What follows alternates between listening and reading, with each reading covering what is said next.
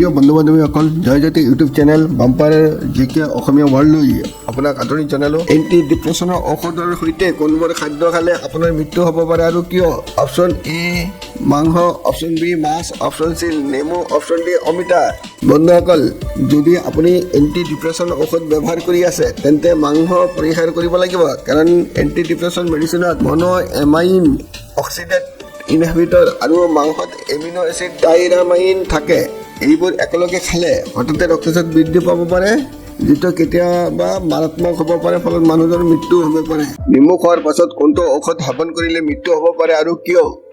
আপোনাৰ অপশ্যন হ'ল option A কাষৰ ঔষধ, অপশ্যন বি বিষৰ ঔষধ, অপশ্যন চি বিপি ঔষধ, অপশ্যন ডি হজমৰ ঔষধ। অনুগ্ৰহ কৰি চেনেলটো ছাবস্ক্ৰাইব কৰি বেল আইকনটো অন কৰি ৰাখিব, যাতে মোৰ নতুন নতুন ভিডিঅ'বোৰ তৎক্ষণাত পাব পাৰে। ভিডিঅ'টো লাইক আৰু শ্বেয়াৰ কৰিবলৈ নাপাহৰিব। শুদ্ধ উত্তৰটো হ'ল অপশ্যন এ কাষৰ ঔষধ।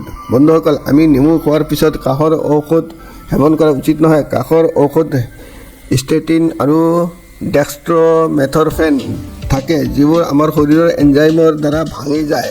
কিন্তু নেমু আৰু সুমথিৰা টেঙা ষ্টেটিন আৰু ডেক্সট্ৰমেথিনৰ দৰে কাহ দমনকাৰী ঔষধ ভাঙিবলৈ ব্যৱহৃত প্ৰয়োজনীয় এনজাইমবোৰ বন্ধ কৰিব পাৰে, ফলত মানুহৰ শৰীৰত বৃহৎ পৰিমাণে ডেক্সট্ৰমেথৰফেন জমা হ'লে বিপদজনক পাৰ্শ্বক্ৰিয়া হ'ব পাৰে, যেনে চেতনা হেৰুওৱা, দুৰ্বল হৈ পৰা, মগজুৰ ক্ষতিসাধন আৰু ফলত মৃত্যুলৈকে হ'ব পাৰে। ভিডিঅ'টো লাইক আৰু শ্বেয়াৰ কৰিবলৈ নাপাহৰিব। ভিডিঅ'টো চোৱাৰ বাবে অশেষ ধন্যবাদ।